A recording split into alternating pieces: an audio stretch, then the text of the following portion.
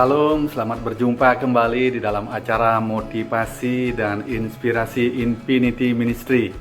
Kita memasuki bulan Oktober tahun 2022, di mana tema bulan Oktober kita adalah berbicara tentang kesatuan gereja sebagai tubuh Kristus. Jadi rupanya topik persatuan adalah salah satu topik tema yang tidak pernah habis-habisnya dibicarakan, tetapi juga tidak gampang untuk mewujudkannya. Makanya firman Tuhan tentang kesatuan harus terus-menerus diusahakan sungguh-sungguh. Makanya firman Tuhan harus terus-menerus diusahakan sungguh-sungguh dengan berbagai cara dan upaya. Persatuan adalah doa Tuhan Yesus sendiri.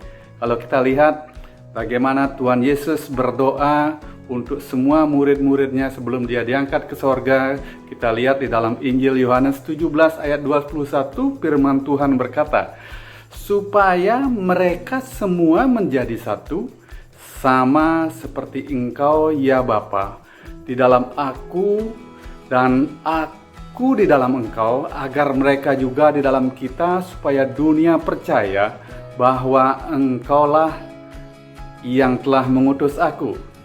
Jadi rupanya Yesus berdoa supaya para pengikutnya menjadi satu dalam kerohanian dan agar mereka satu adanya.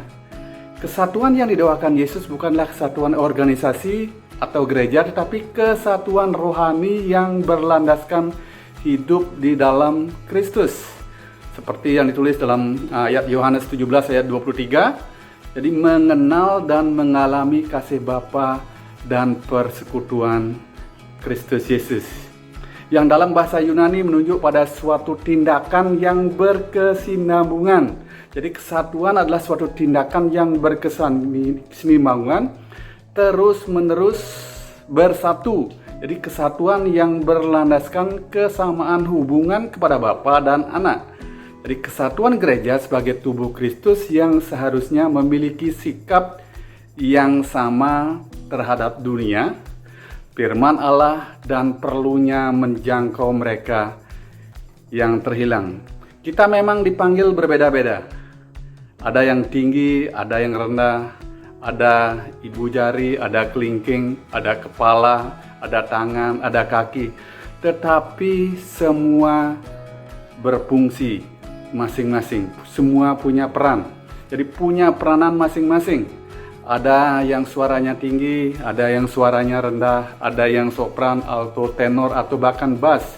Tetapi tujuannya adalah harmonisasi suara yang begitu indah, menyejukkan hati, dan dengan tujuan nama Tuhan dipermuliakan.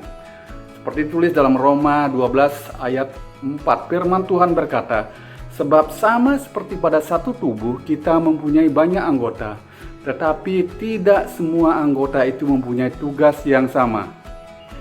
Jadi persatuan ini harus tetap dijaga, sehingga orang-orang di luar sana melihat dengan bersatu di dalam organisasi gereja, kita memperlihatkan nama Tuhan Yesus Kristus, bahwa Kristus ada di dalam hidup kita. Tetapi persatuan itu ada titik kritisnya. Kesatuan di dalam gereja atau pelayanan perlu dijaga. Masing-masing berusaha dengan rela menganggap yang lain lebih utama daripada dirinya sendiri. Atau bahasa kasihnya bukan menuntut tapi rela berkorban. Kita adalah satu tubuh, seperti ditulis dalam Efesus 4 ayat 3. Dan berusahalah memelihara kesatuan roh oleh ikatan damai sejahtera. Jadi sebagai kesimpulan, bersatulah dalam pelayanan seperti doa Tuhan Yesus sendiri. Bersatulah kita di dalam komunitas gereja kita seperti doa Tuhan Yesus sendiri. Mari kita mengusahakan kesatuan gereja sebagai tubuh Kristus. Jadi dengan cara rela berkorban di dalam memelihara kesatuan tersebut, tidak mementingkan diri sendiri, tidak merasa paling benar sendiri, tidak merasa paling besar sendiri.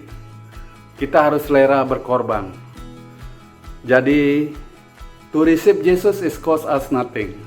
To follow Jesus is cost you something. To serve Jesus is cost you everything. Jadi sebagai pesan penutup dalam Kolose 3 ayat 14, Paulus menulis, dan di atas semuanya itu kenakanlah kasih sebagai pengikat yang mempersatukan dan menyempurnakan. Mari hargai keragaman dan jaga kesatuan. Salam pemenang, Tuhan Yesus memberkati.